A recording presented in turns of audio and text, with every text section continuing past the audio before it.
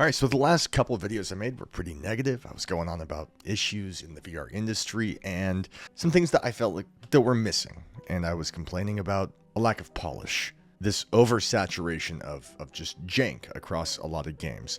Handing off the buck. Developers giving the consumer products that aren't complete. And so I went on the hunt for a game that is nearly perfect. I mean, you guys were the ones who got a hold of me. You were the ones in the comments telling me to try this, this, and this. And between all of you, I think that the game that came up the most was Moss and Moss Book 2. You all say it's good, but I had never tried it before. I know. And so this video is about Moss.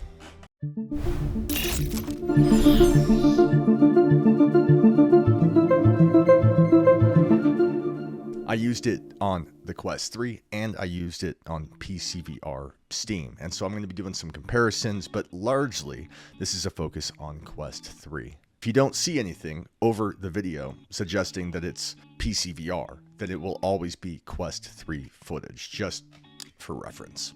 And I gotta say, I like this game. It's very polished. It looks very good. And what they offer on PCVR on Steam, looking at this footage, you'll see that there's a noticeable saturation to the footage. Obviously, there's going to be a higher resolution because of the PC, but really, there's not much of a difference. And I don't feel like they sacrificed in order to put it on the Quest. I think that the style of this game, it's a bit animated and cartoony, and it lends itself to the story. And so you're not going to have anything photorealistic in this, but that's not the point of the game. You kind of fall in love with Quill, this mouse. He's on a mission to save someone who was taken from him, and from the very start, you are identified as this guardian, this being, this entity who's always with him, that he can look up to, and that needs your guiding hand. "Where did you find this?" roared Uncle Argus. Quill had never seen her uncle so shaken.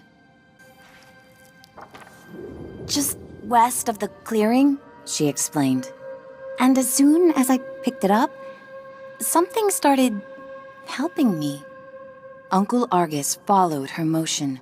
"A reader? With you, here, right now?" And they actually lean into that quite a few times. There are times where if you're lost and you don't know what to do, then he'll kind of tap his foot and reach up to you and pantomime, "Hey, pull this," or "Look up there." And so between that and then you having to, maneuver through maps and pull levers and move big stone objects that maybe he can't do on his own, it's this very interactive thing that's pretty cool.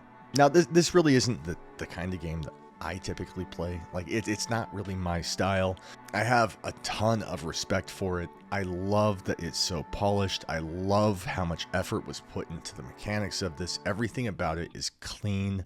And there's this moment here where I'm guiding him down a path, and in the background you've got deer doing their thing. But it's pretty cool having this kind of dropped on you.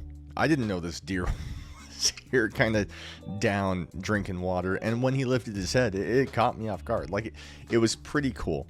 And the game is filled with stuff like that. Like, it's not just about what you can see within your vicinity and what your objective is with Quill and maneuvering from one place to the next. There's a lot going on in this game, in this map. And when he's injured and he's down on his luck, then it's up to you to kind of grab him and hoist him up, which gives him a second life.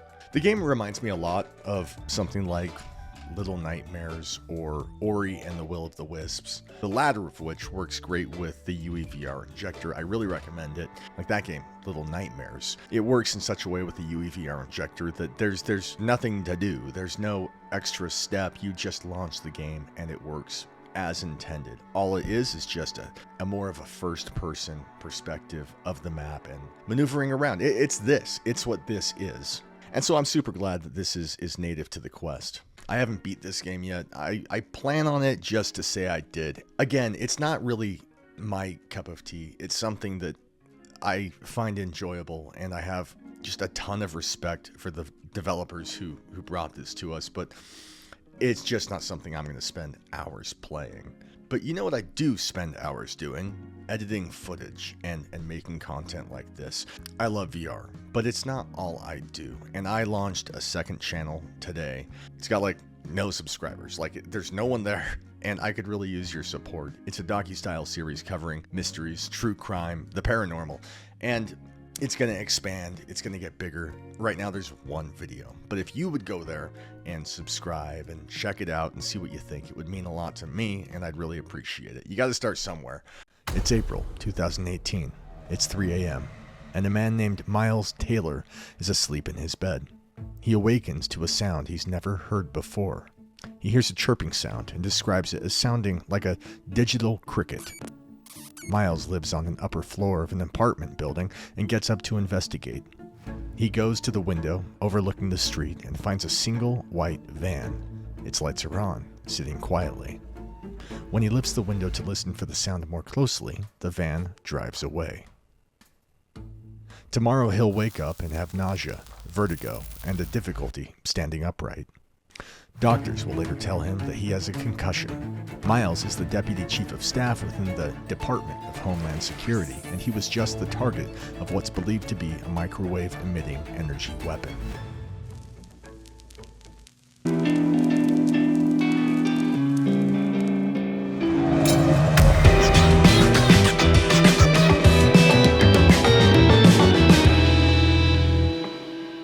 But it's not going to dilute my time here. I'm going to keep uploading videos on the hunt for new games and new experiences that complement VR rather than convolute it.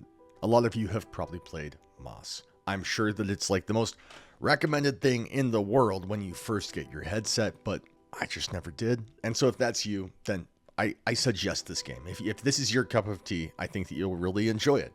And matter of fact, down below, I have a link for this game where you'll save 10% off. Sometimes it's 20 depending on the time of the year. It's a great way of supporting my channel and you save cash. I'll link book 2 down there as well. I'm told it's good, but I haven't tried it.